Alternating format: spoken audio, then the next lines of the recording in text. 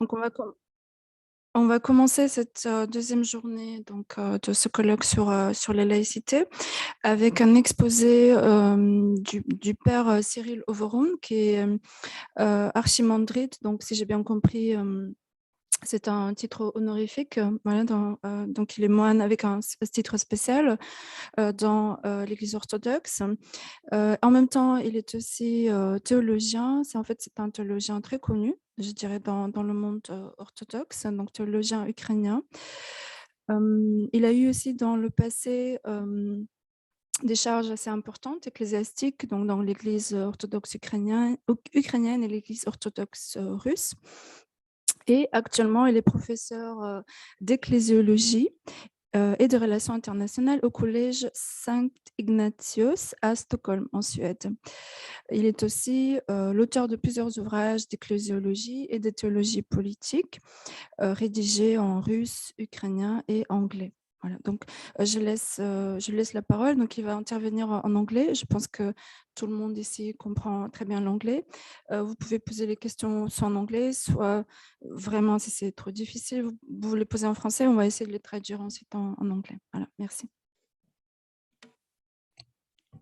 Merci beaucoup. Thank you so much. It seems I'll be the only speaker speaking in English. I apologize for that. I hope it will not cause any big problem. Also, I'll be speaking on the topic that is different from what I was speaking during the last month, which was mostly the topic of the war, and I'm quite kind of happy to speak on something different from the war eventually. But it will be still on the situation in the Soviet Union, in Russia, and other Soviet territories, or the territories under the Soviet influence, especially during the Cold War. And I will explore the phenomenon of secularization in the Soviet setting under communism. Most Eastern European nations, which in the interwar period developed right-wing dictatorships, after the World War II switched to the opposite left-wing ideologies. The leftist regimes were instead instated and supported by the Soviet Union. The churches in these countries had to accommodate themselves to the new political realities and sometimes made a U-turn in their ideological preferences. Most hierarchs chose to collaborate with the new regimes, even though the latter had declared themselves atheist. Well, just an example, probably of the most radical, the sharpest U-turn in the attitude of the churches to the regime is probably Romania. Like before the war, it was really into the right-wing ideology with the ideology of the Iron Legion, the Legion of St. Michael, and after the war, it became very much affiliated with the communist ideology and regime. But this is just a footnote. And official theologians, following the ideological mainstream, invented theological justifications now for the leftist ideologies. So before the war, the theologians worked hard to promote the right-wing ideologies. Let us remember Nikifor Krajnik, probably one of the most outspoken Romanian theologian based in Chisinau, right? He was a professor of theology in Chisinau. And after the World War II, there were theologians who tried somehow to justify the new political reality.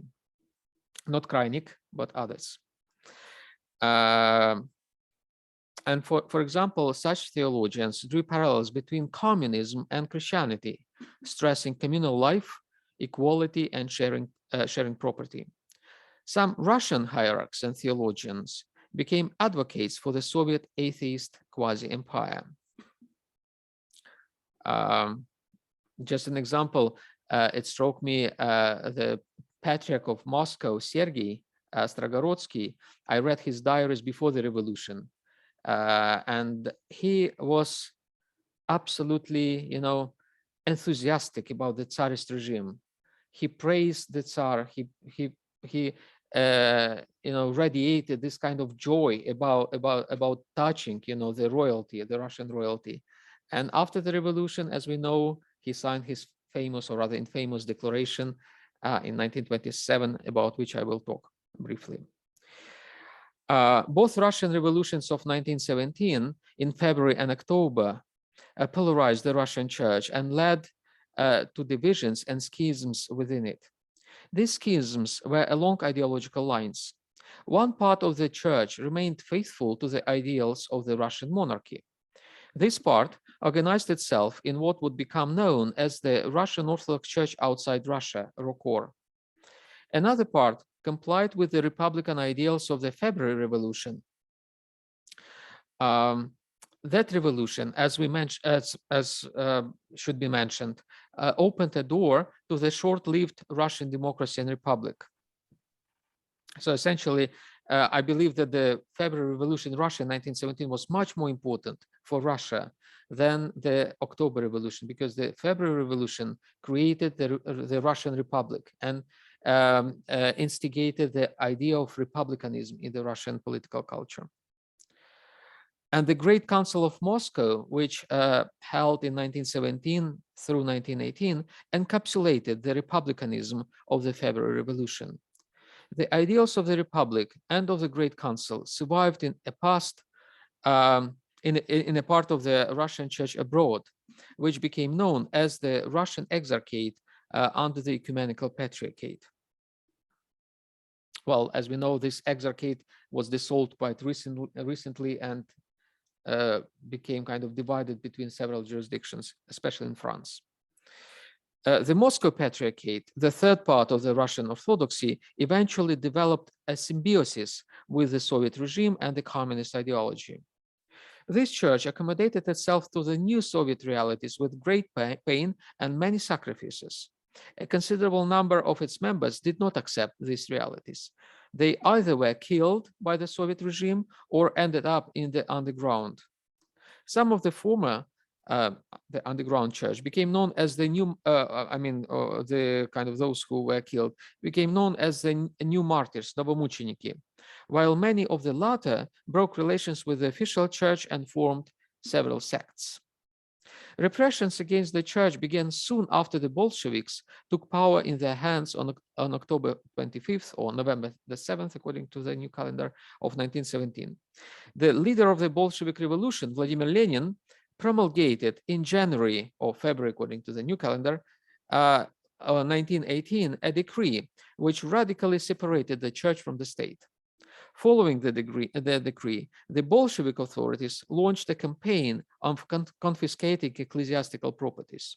Soon, the first victims of the persecutions fell, including senior hierarchs like Metropolitan Vladimir of Kiev and Benjamin or Veniamin of St. Petersburg. The persecutions culminated during the so-called Great Terror of 1937 through 1938, instigated by Joseph Stalin. These persecutions became, well, less intensive when the World War II began. By 1939, only around 100 churches remained open in the entire Soviet Union, out of about 60,000 in 1917. So 60,000 in 1917 churches, and then just 100 churches open in 1939. Approximately 400 bishops were persecuted and 300 died. Thousands clergymen and over 500,000 laypersons perished in the Soviet prisons and the system of forced labor camps, coordinated by the so-called main Directorate of Camps. The abbreviation for it is Gulag. Of them, over 36,000 are regarded martyrs, according to the database produced by St. Tikhon's Orthodox Humanitarian University. The first new martyr recognized by the Russian Orthodox Church was its Patriarch Tikhon Belavin. He was elected by the Great Council of Moscow in 1917 and led this church during the troublesome early years of the communist regime. Tikhon refused to collaborate with this regime, just as he refused to collaborate with its opponents, various monarchist movements that fought for the restoration of Tsardom. In January 1918, he promulgated a pastoral letter which condemned the oppressive communist policies towards the church.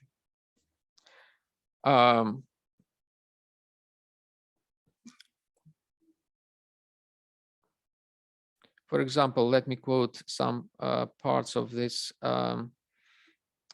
decree by Tikhon. He said, "By the authority given us by God, we forbid you to present yourselves," meaning the communists, "for the sacraments of church, and anathematize you." Well, he openly, explicitly anathematized the communists. "If you still bear the name of Christians, even if merely on account of your baptism, you still belong to the Orthodox Church.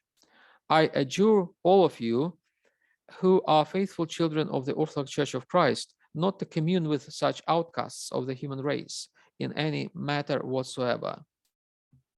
That was a very strong statement by Tikhon. Less than 10 years later, the locum tenens of the patriarchal throne, Metropolitan Sergei Stragorodsky, whom I mentioned, who would become the patriarch in 1943, promulgated a completely different kind of statement. This time, it was not condemning, but appeasing the communist regime.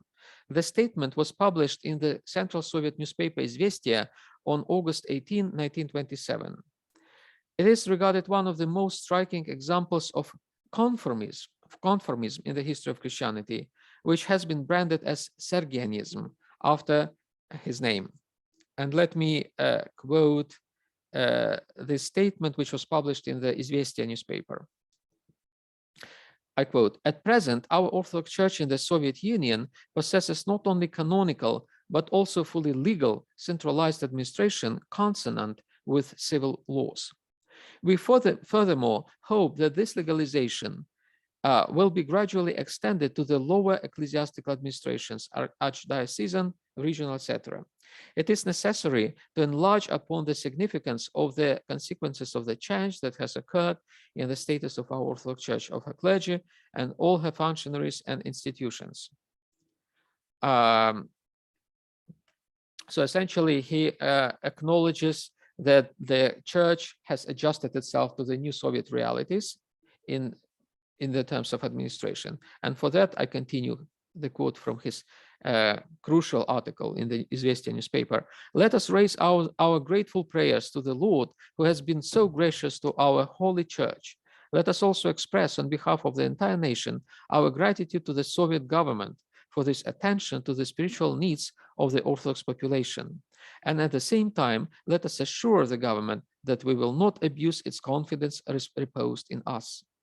Addressing ourselves with God's blessing to our synodal labors, we clearly realize the magnitude of our task.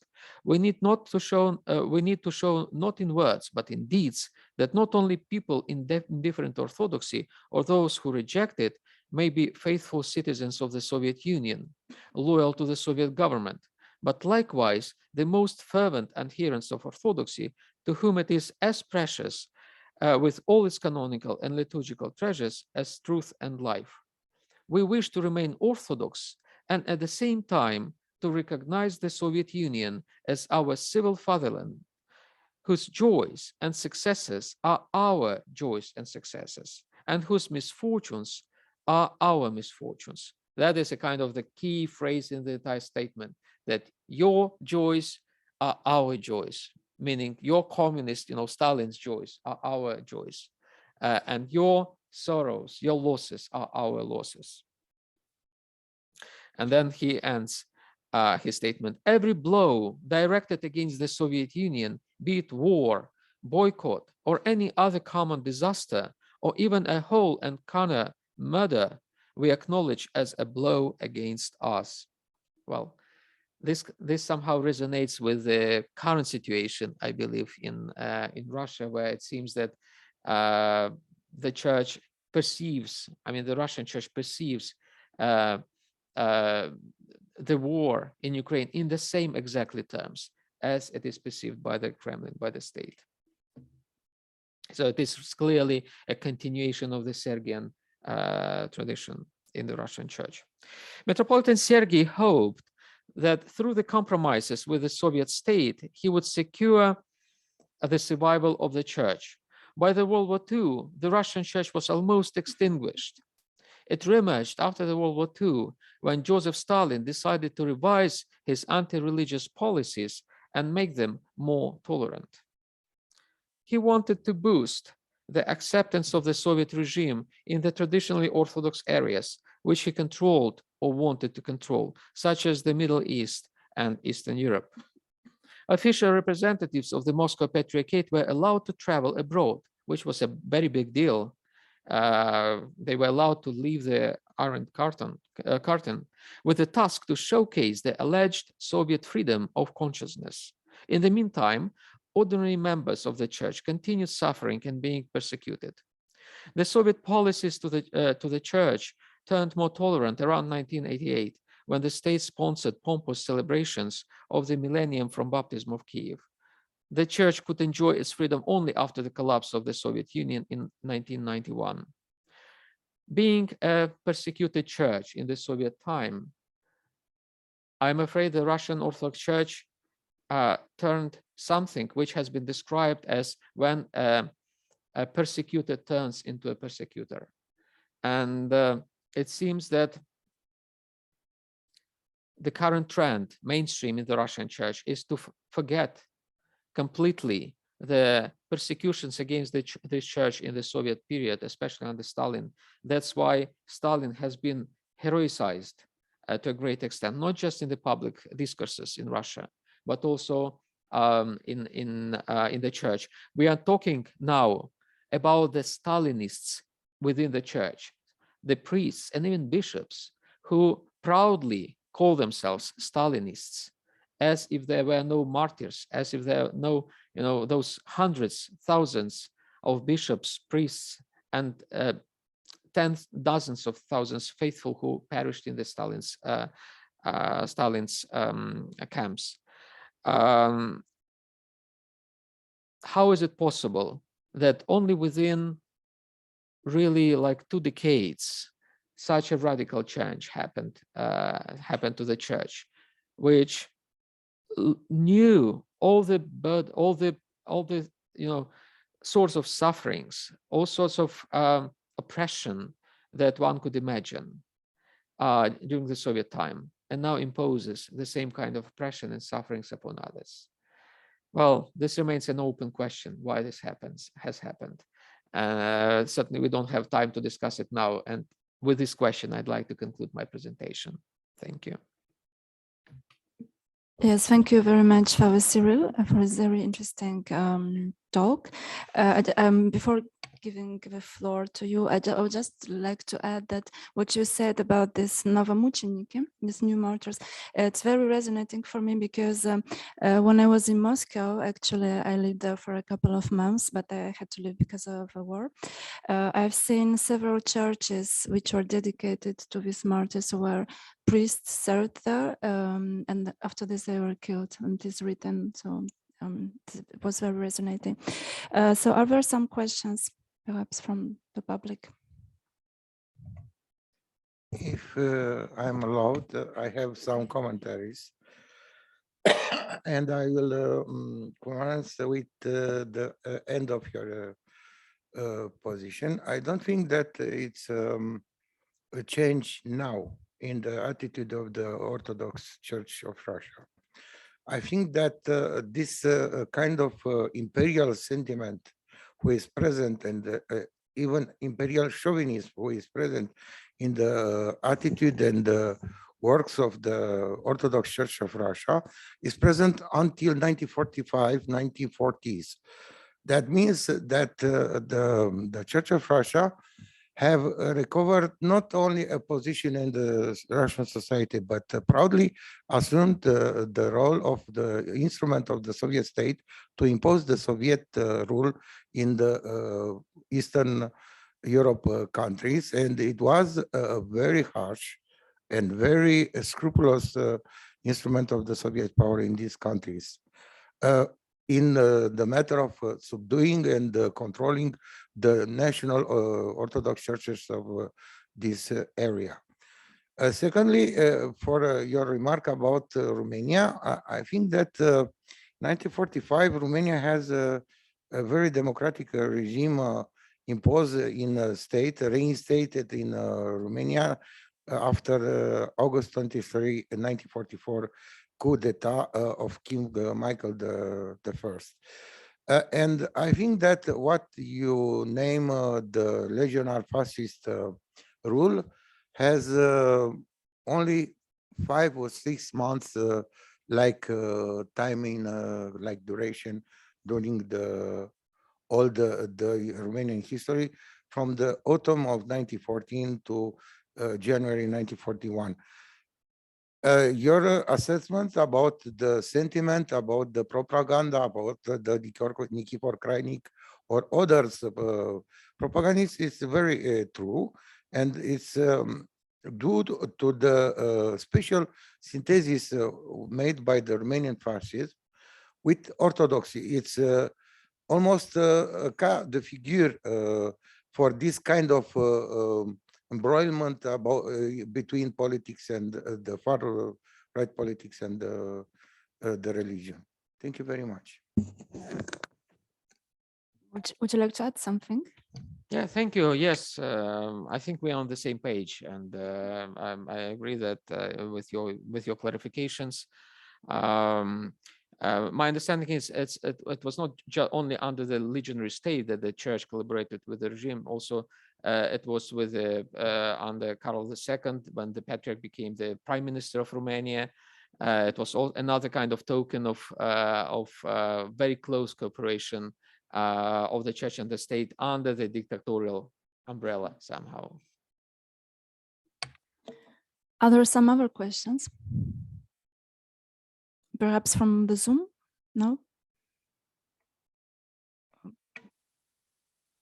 To continue our debate in absence of other intervenants, I think that what you are saying is that in the Orthodox world, the Orthodox churches do to collaborate with the political power. That explains also the willingness of some understanding between the Orthodox Church with the political power, political power during the communist era.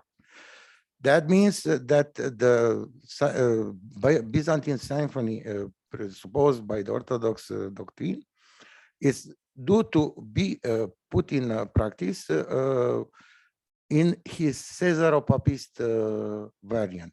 And I think that for the Orthodox Church of Russia, now is the case.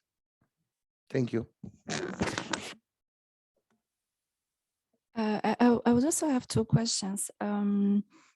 First of all, don't you think that the current situation, I would say that it's even more radical than what it was in the Soviet Union. First of all, because I have, of course, you will correct me because you know this much better, but I have the impression that in the Soviet period, so this resistance movement was much stronger than today, first of all. And secondly, I was really struck by this this quote from Patriarch Sergei, yes. Like he distinguished quite clearly the orthodoxy from like the Soviet Union and the power of the Soviet Union. Like he said that we can be Orthodox and at the same time be citizens of this country and so on.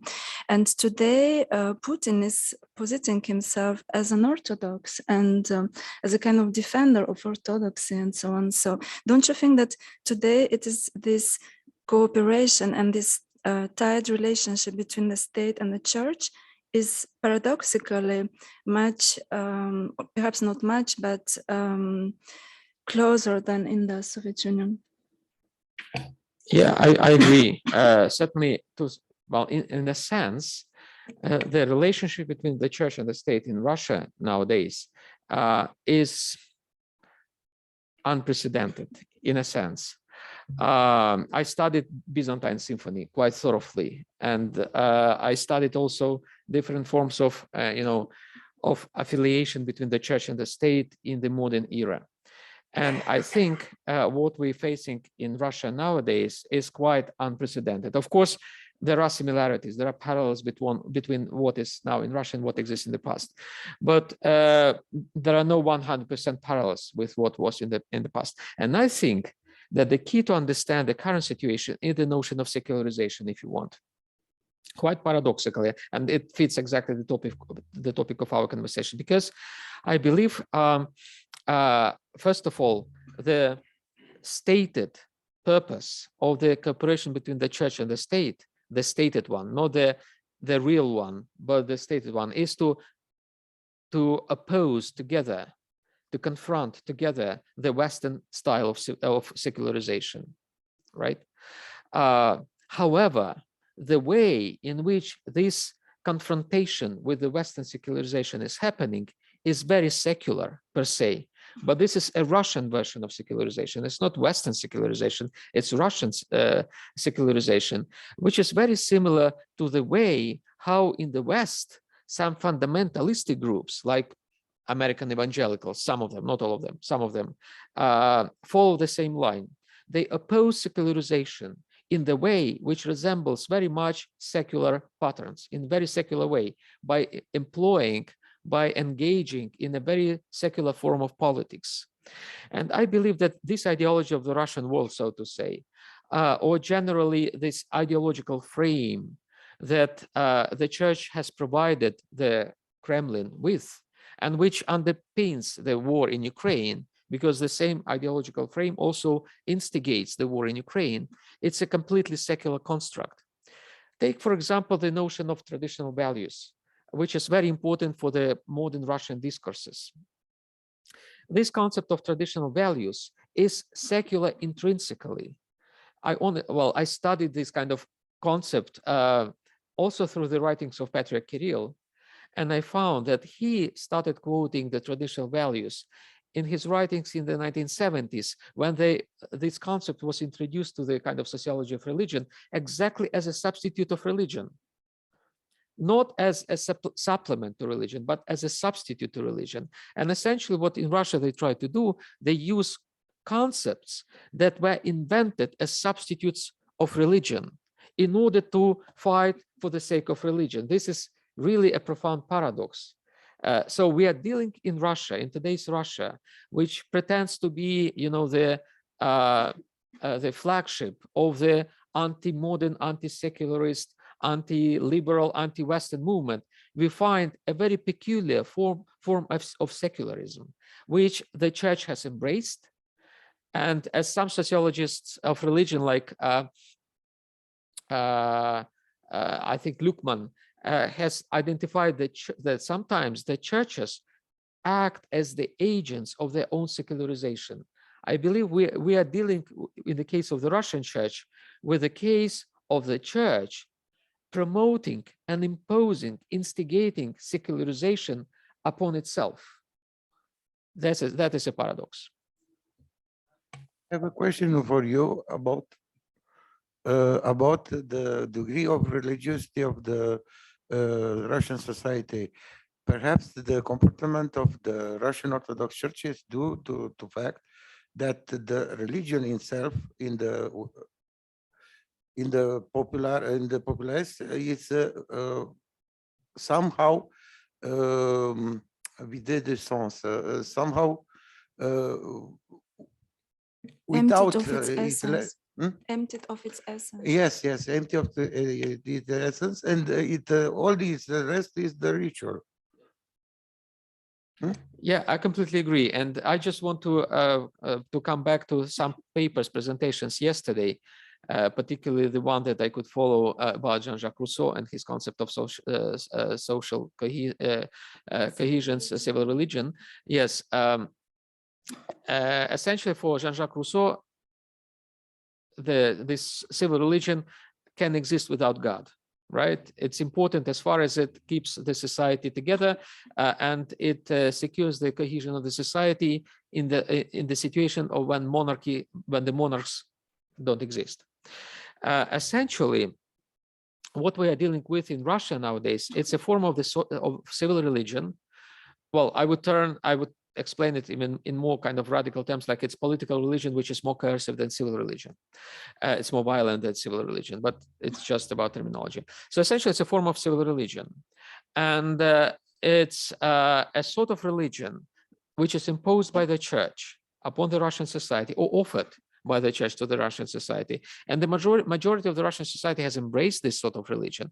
And this religion doesn't require people to believe in God or to behave in the way which is required by the belief in God. That's what the sociologists of religion say. It can be like belonging without believing or belonging without behaving. In the case of Russia, it's belonging without behaving and without believing. They don't believe in God, not necessarily, and they behave in the most monstrous way, as we saw in Bucha. I'm quite sure that's quite a few Russian soldiers who accomplished the massacre in Bucha and other places. Now it's Bucha is just revealed, but we will see many more places in Ukraine that suffer the same fate.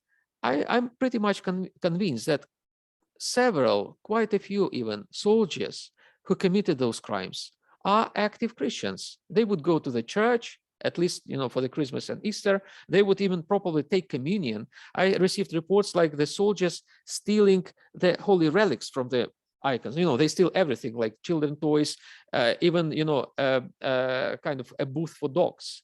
But they also steal relics. So it means that the relics have value for them. They are not exactly secular. And they, at the same time, rape women. They, kill civilians and so forth. This is a sort of civil religion, which doesn't require from a person to believe in God. And that's exactly what is, I think, happening in Russia. Yes, and I don't know if you will agree with me, but I think that the percentage of people who are really Orthodox and who go to church and are practicant is quite low, actually, in Russia. If you watch the statistics. Yeah, exactly. The sociological data say it's not more than 5%. Well, that is a very optimistic kind of. Yeah. And I would like also to perhaps to nuance, perhaps I'm wrong, but it's my impression that perhaps it's not really like black and white that all bishops are Stalinist today in Russia. No. And for example, I was reading an article of Roman Lunkin. You know him, it's a Russian researcher.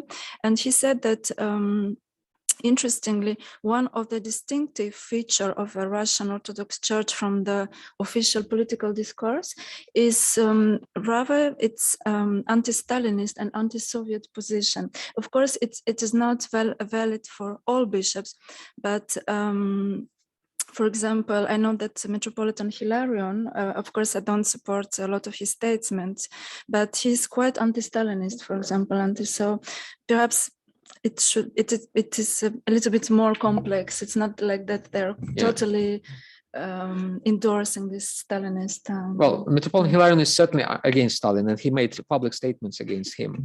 But there are also bishops, not everyone, really kind of a few, but still they're outspoken. They speak up and they go public, and they are not actually contained. They are not kind of disciplined by the leadership of the church, who speak openly in favor of Stalin.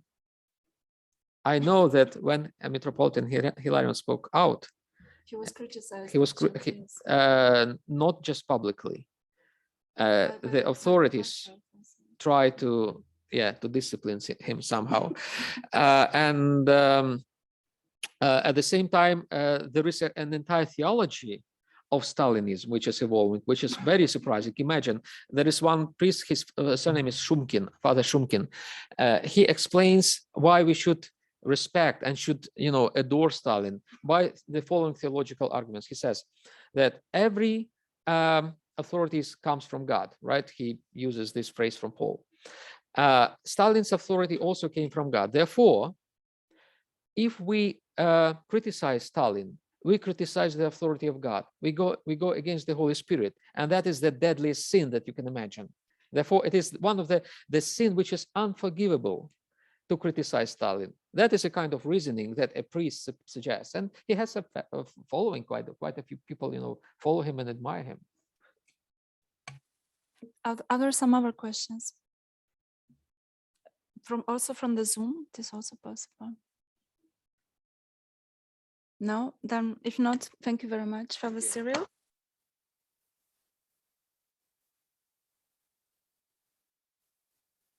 Je vais laisser la parole maintenant à Hamdi Mlika, qui est professeur